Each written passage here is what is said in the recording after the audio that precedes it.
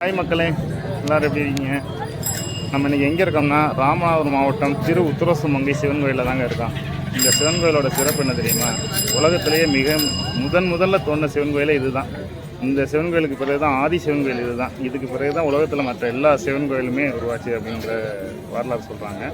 இது ஒரு 3000 வருட பழமையான சிவன் கோயிலுங்க. இங்கே மரகத நடராஜ சிலை, பல நிறைய கோயில் விசேஷங்கள்லாம் இருக்குங்க. நம்ம இலங்கையீஸ்வரன் ராவணனுக்கும் மண்டோதரிக்கும் இந்த சிவனாலயத்தில் தாங்க, அவர் மிகப்பெரிய சிவபக்தர். அவருக்கு இந்த சிவாலயத்தில் தான் திருமணம் நடந்ததாக புராணம் சொல்லுது. இந்த சிவனாலயங்கள் தான் முதல்ல தோன்ற சிவனாலயம். இது ராமநாதபுரம் மாவட்டத்தில் இருக்குங்க. இந்த கோயிலில் தான் வருடத்திற்கு ஒரு முறை நடக்கிற ஆருத்ரா தரிசனம், அந்த மரகத நடராஜ சிலைக்கு சந்தனம் களைஞ்சி அதை திருப்பி சொல்லுவாங்க. அன்றைக்கி தான் தரிசனம் பார்க்க முடியும்.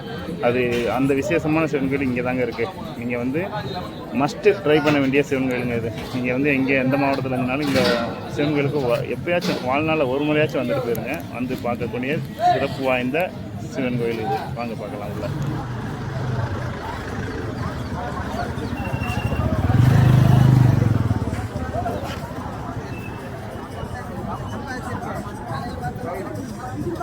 கோயிலுக்கு வெளியே பார்த்தீங்கன்னா ஸ்ரீ நூதன விநாயகர், அப்புறம் ஸ்ரீ சுப்பிரமணிய சுவாமி 2 ஆலயம் இங்கே தான் இருக்குது. இதை 2ஐயும் தரிசனம் பண்ணிவிட்டு நம்ம உள்ளே போகலாம்.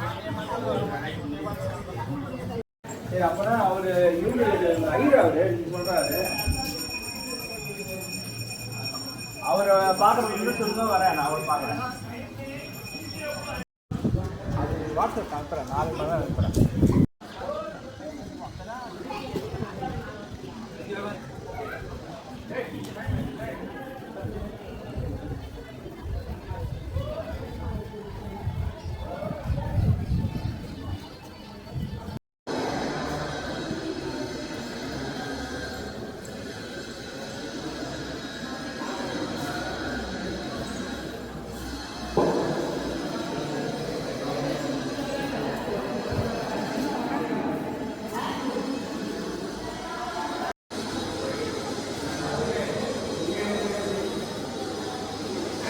கோயிலோட மூலஸ்தானம் நம்ம போய் சாமி கும்பிட்டு வந்தாச்சு. மூலஸ்தானத்துக்கு வீடியோ எடுக்கக்கூடாது, அலோடு இல்லை. அதனால் சாமி கும்பிட்டு பின்னாடி தெரியுது பார்த்தீங்களா, 63 நாயன்மார்கள் இங்கே இருக்காங்க. பெரிய பெரிய சிவாலயங்களில் மட்டும்தான் இந்த 63 நாயன்மார்கள் இருப்பாங்க. இங்கே எல்லா நாயன்மார்களும் இருக்காங்க. நீங்கள் இங்கே வந்தீங்கன்னா இவங்க எல்லாரையும் தரிசனம் பண்ணலாம். இது கோயிலோட மூலப்பிரகாரங்க. நல்லா பெருசாக இருக்கும். நம்ம ராமேஸ்வரத்தில் இருக்கிற ஆயிரங்கால் மண்டபம் மாதிரி அந்தளவுக்கு இருக்காது. இருந்தாலும் கொஞ்சம் ஓரளவுக்கு நல்லா பெருசாக தான் இருக்கும். நல்லா சாமி முறைக்கு லென்த்தான இதாக இருக்கும். பாருங்கள், கோயிலுக்குள்ளே நல்ல ஒரு அட்மாஸ்பியர் இருக்குங்க. சைலண்ட் கீப்பிங் பண்ணுவாங்க. எல்லோரும் நல்லாயிருக்கு. இங்கே நிறையா டூரிஸ்ட் வருவாங்க. பெரும்பாலும் சாமி முறைக்கு ரொம்ப லேட் ஆகாது. ஆனால் சீக்கிரமே சாமி கும்பிடலாம். ஆனால் நிறைய பேர் டூரிஸ்ட் வந்துட்டு தான் இருப்பாங்க. பெரிய பெரிய சிவனாலயங்களில் நந்தீஸ்வரர் இருப்பார். மாதத்துக்கு 2 தடவை இங்கே பிரதோஷ வழிபாடு நடக்கும். பிரதோஷ வழிபாடு காண்றது பெரிய விசேஷம். இந்த மாதிரி பெரிய ஆலயங்களில் பிரதோஷ வழிபாடு காண்றது ரொம்ப அபூர்வமான விஷயங்க. முடிஞ்சால் ட்ரை பண்ணி பாருங்கள். நம்ம உள்ள சிவன் கோயில் எல்லாத்தையும் சாமி கும்பிட்டாச்சு. அப்படியே சாமி கும்பிட்டு இடது பக்கமாக திரும்பி வந்தீங்கன்னா அம்மனை தரிசனம் பண்ணுறக்காண்டி போகிற வழி இருக்குங்க. வாங்க போய் பார்க்கலாம். இது அம்மன் கோயிலுக்கு போகிற பாதைங்க. நல்லா பெரிய விசாலமான பெரிய கோயில். வந்தீங்கன்னா கண்டிப்பாக பாருங்கள். எல்லாம் வேலை நடக்குது. எல்லா வேலையும் ஒர்க்கு ஃபுல்லாக புது ஃபினிஷிங்கில் பண்ணது. நான் இதுக்கு முன்னாடி வந்தப்போ ஃபுல்லாக எல்லாமே பழைய மாதிரி இருந்துச்சு. ஃபுல்லாமே புது பெயிண்டிங் பண்ணியிருக்காங்க. சூப்பராக இருக்குது. இங்கே என்ன எழுதிருக்கு பார்த்தீங்களா, மரகத நடராஜர் கோவிலுக்கு செல்லும் வழி. ஆமாங்க, மரகத நடராஜர் சிலை இங்கே இருக்குங்க. தமிழ்நாட்டிலேயே 2 இடத்துல ஆருத்ரா தரிசனத்தோட சிறப்பு பூஜை நடக்கும். நம்ம சிதம்பரம் நடராஜர் கோயிலையும், அதுக்கடுத்து ராமநாதபுரம் மாவட்டத்தில் சிவகுமார் கோயில் இருக்கும். இங்கே மரகத நடராஜர் சிலை மரகத லிங்கத்திலான பழமையான சிலைங்க. 3000 வருஷம் பழமையான சிலை இது. இங்கே அந்த வருஷத்துக்கு ஒரு தடவை மார்கழி மாதம் ஆருத்ரா தரிசனத்துக்கு அன்னைக்கு அந்த மரகத நடராஜ சிலையினோட சந்தனம் களையப்பட்டு புது சந்தனம் காட்டப்படும். அன்றைக்கி ஒரு நாள் மட்டும்தான் சிலை மக்கள் பார்வைக்கு வைக்கப்படும். வெளியில் அந்த சந்தன காப்பு பிரசாதமாக வழங்கப்படும். அன்றைக்கி ஒரு நாள் சரியான கூட்டமாக இருக்கும். முடிஞ்சால் நீங்கள் அன்றைக்கி ட்ரை பண்ணி பாருங்கள். அந்த கோயிலுக்கு உள்ளே போய் பின்பக்கம் கொடுத்து வந்துருக்கோம். இந்த பக்கமும் நிறையா இடங்களில் மண் எல்லாம் அடிச்சு வச்சுருக்காங்க. இடங்கள் போகிறதுக்கு வழி இப்போ வரைக்கும் இல்லை. எல்லா வேலையும் நடந்து முடிஞ்ச பிறகு தாராளமாக போகிறதுக்கு வழி கிடைக்கும். இந்த மரகத நடராஜ சிலைக்கு போகிறதுக்கு இந்த பக்கம் தான் போக சொல்லியிருக்காங்க. வாங்க போய் பார்க்கலாம். மரகத நடராஜ சிலை இருக்குது சன்னதியோட வெளிப்பக்கம் கொடுத்து போக முடியாது, கொஞ்சம் வேலை க்ளோஸ் பண்ணி வச்சுருக்காங்க. சைடில் கொடுத்து போகலாம், உள்ளே போய் விளாக் எடுக்க முடியாது. ஸோ அதனால் வெளியிலேருந்து உங்களுக்கு கோயிலை காட்டுறேன் பாருங்கள். இந்த கியூ போகிற வழிங்க, இந்த வழியாக போனீங்கன்னா மரகதலிங்க நடராஜ சிலைக்கு சாமி கும்பிட போயிடலாம். இந்த வழியை பார்த்து வந்துடுங்க.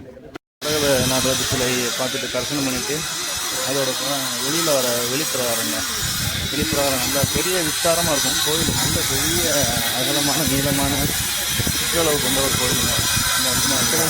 இது வந்து நம்ம திரு உத்தரவாசமங்கை மங்களநாத சுவாமி மங்களேஸ்வரி கோயில் ஆலயத்தோட தெப்பக்குளம் பாருங்கள். தெப்பக்குளம் வியூவும் கோபுர தரிசனமும் சேர்ந்து மொத்தமாக இங்கே வந்து நல்லாயிருக்கு, சூப்பராக இருக்கும். இங்கே வந்து எப்பயுமே தண்ணி இருக்குங்க. நான் இது வரைக்கும் பார்த்த வரைக்கும் எப்பயுமே இங்கே தண்ணி இருக்கும், பார்த்துக்கிட்டே இருக்கலாம். சரிங்களா? சில சமயம் உள்ளூர்காரங்க குளிப்பாங்க, பார்த்துருக்கேன். இங்கே நம்ம இறங்குறதுக்கு வழி இல்லை. நம்ம இறங்கினோம்னா பாசத்தில் வலிக்கி விழுந்துருவோங்க. சரியா? நம்ம இறங்க வேணாம், வெளியில் நின்று மட்டும் சேஃப்டியாக பார்த்துட்டு போவோம். பார்த்திங்கன்னா இந்த தெப்பக்குளத்துக்கு பக்கத்துலேயே அருள்மிகு சகஸ்கர லிங்கம் அப்படின்னு சொல்லிட்டு ஒரு சின்ன சிவன் தான் இங்கேயும் இருக்கார். அந்த கோயிலுக்கு உள்ளேயே வந்து ஒரு பெரிய இலந்தை மரம் இருக்குது பாருங்கள். பல வருஷத்துக்கு முன்னாடி இல்லை, எத்தனை வருஷம் தெரில, ஆக்சுவலி இங்கே யார்ட்டையும் கேட்கல. ஆனால் இலந்தை மரம் கோயிலுக்கு உள்ளக்க இருக்குங்க. இது கோயிலுக்கு உள்ளக்க இருந்தே பெருசாக வளர்ந்துருக்கு. அது பக்கத்துலேயே இருக்கு பாருங்கள். தெப்பக்குளம் கோயில் மண்டபம் எவ்வளோ பெருசாக இருக்குதுன்னு, சூப்பராக இருக்குங்க.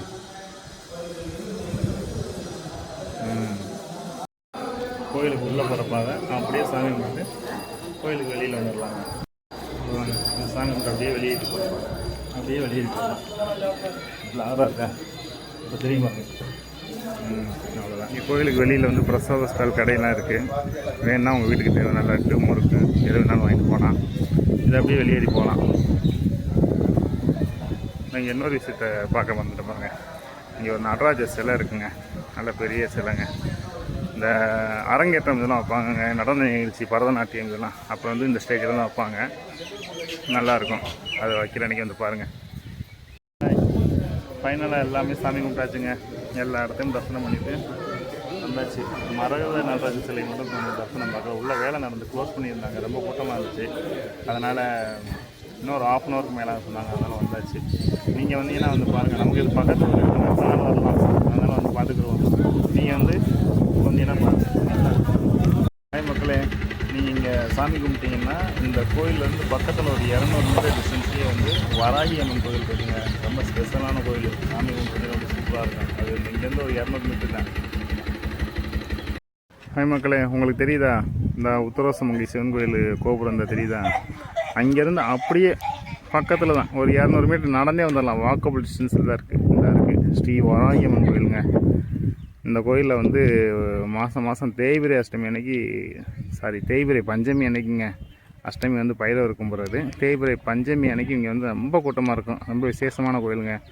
இந்த இருக்க லொக்கேஷன் பாருங்கள், இதான் ரோடு கூட பார்த்தீங்களா, ஸ்ரீ மகா வராகி அம்மனுங்க. இந்த கோயில் தாங்க இது. கோயிலோட வெளிப்பக்கம் தாங்க. வண்டியெல்லாம் நிப்பாட்டுறதுக்கு நிறையா இடம் இருக்குது, எங்கே வேணாலும் வந்து நிப்பாட்டிக்கலாம். ஆனால் கொஞ்சம் தேய்பிரை பஞ்சமி அன்னைக்கு தான் கொஞ்சம் வண்டி நிப்பாட்டுறதுக்கு இடம் கிடைக்காதுங்க, கொஞ்சம் ரொம்ப ரஷ்ஷாக இருக்கும். அன்றைக்கி வந்தீங்கன்னா கொஞ்சம் சாமி கும்பிட்டு போயிடலாம், ஈஸியாக தான் கும்பிடலாம், ரொம்ப நேரம்லாம் ஆகாது. தெரியுதா? மகா சுயம்பு ஸ்ரீ சுயம்பு மகா வராகி அம்மன் துணைங்க. இதுதான் கோயில். கோயில் பார்க்க சின்ன கோயில் மாதிரி தான் இருக்கும், உள்ள சாமி சூப்பராக இருக்குங்க. இங்கே வந்தீங்கன்னா தேய்பிரை பஞ்சமி அன்னைக்கு இங்கே மஞ்சள் அரைச்சி அம்மனுக்கு வந்து வழிபாடு செய்வாங்க. இதில் பார்த்தீங்கன்னா மஞ்சள் அரைக்கிற டிக்கெட் இந்த இதெல்லாம் அர்ச்சனை டிக்கெட்லாம் போட்டிருக்கு. இதில் என்னென்னைக்கு விசேஷம், பஞ்சமி, அமாவாசை, தேய்பிரை இதெல்லாம் போட்டிருப்பாங்க, பார்த்து கற்றுக்குங்க. கோயில் ஃபுல்லாங்க அமாவாசை நாள், மற்ற நாள் பஞ்சமி, இந்த 3 நாள் மட்டும்தான் இங்கே வந்து விசேஷமாக இருக்கும் போல. அப்படின்னா கும்பிடுங்க, சூப்பராக வீடியோ எடுக்க மாட்டாங்க, ஆஃப் பண்ணிடுறாங்க. ஐயம்மன் கோயில் இந்த இடத்துல தாங்க தேய்பிரை பஞ்சமி அன்றைக்கி வந்து வாழை இலை விரித்து அதில் பச்சரிசி வச்சு அதில் தேங்காய் உடைச்சி அதில் விளக்கு போடுவாங்க. அப்புறம் மஞ்சக்கிழங்கு அரைச்சி அம்மனுக்கு வந்து படையல் வைப்பாங்க. இந்த இடம் தான் லொக்கேஷன், பார்த்துக்குங்க. ஃபைனலாக நம்ம வந்து உத்தரவாசமங்கை மங்களநாதர் மங்களேஸ்வரி சாமி ஆலய தரிசனம் பார்த்தாச்சு. இப்போ மகாவராகி அம்மன் ஆலய தரிசனம் முடிச்சாச்சுங்க. ஃபைனலாக கிளம்ப வேண்டியதான். உங்களுக்கு எப்போயாச்சும் இங்கே வர்றதுக்கான வாய்ப்பு கிடச்சுன்னா கண்டிப்பான முறையில் வந்து தரிசனம் பண்ணி பாருங்கள். சூப்பரான இடங்க, கண்டிப்பாக வாழ்க்கையில் ஒரு தடவை வந்து பார்க்க வேண்டிய ஒரு இடங்கள். இன்னொன்று, இந்த கோயில் ரொம்ப பவர்ஃபுல்லான கோயில். இங்கே நீங்கள் எதை வேண்டிக்கிட்டு வந்தாலும் கண்டிப்பாக நடக்கும். முடிஞ்ச அளவுக்கு இந்த மகா வராகி அம்மன் கோயிலுக்கு வந்தீங்கன்னா தேய்பிரை பஞ்சமணிக்கு வரக்கு ட்ரை பண்ணி பாருங்கள். சூப்பராக இருக்கும். வந்து ஒரு தடவை அட்டன் பண்ணி பாருங்கள். சாமி கும்பிட்டு போங்க. எல்லோரும் நல்லாருங்க. சாமி சரணம். இது என்னோடய ஃபஸ்ட்டு விளாக்குங்க. நான் பேசுகிற லட்சணத்துலேயே உங்களுக்கு தெரிஞ்சிருக்கும் கண்டிப்பான முறையில். திக்கி திக்கி பேசுகிறதில்ல. இனிமேல் அடுத்தடுத்து பேச ட்ரை பண்ணுறேன். நல்லா பேசுகிறது தான் கொஞ்சம் பப்ளிக்கை பார்த்தா கொஞ்சம் பயமாக இருக்குது, ஃபியராக இருக்குது. வேறு ஒன்றும் இல்லை. பப்ளிக்கில் தனியாக பேசுகிறதுக்கு கொஞ்சம் இதாக இருந்துச்சு. பரவாயில்லைங்க, அடுத்து பேசிடலாம். சூப்பராக பேசிடலாம், ஒன்றும் பிரச்சனை இல்லை. இந்த வீடியோ நீங்கள் கடைசி வரைக்கும் பார்த்துருந்தீங்கன்னா தெரிஞ்சிருக்கும் நான் பேசுகிற லட்சணத்துலேயே எந்தளவுக்கு பேசுகிறேன்னு. இனிமேல் அடுத்தடுத்த வீடியோ பெஸ்ட்டாக போட ட்ரை பண்ணுறேங்க. இந்த சேனல் நீங்கள் முதல் பார்த்தீங்கன்னா பார்க்கும்போது தெரியும் சப்ஸ்கிரைபர் ரொம்ப கம்மியாக இருக்கீங்க. எனக்கு சப்போர்ட் பண்ண நினச்சிங்கன்னா சப்ஸ்கிரைப் பண்ணுங்கள். ஓகேவா? நான் என்னால் முடிஞ்ச அளவுக்கு பெஸ்ட் வீடியோஸ் கொடுக்க ட்ரை பண்ணுறேன். வணக்கம்.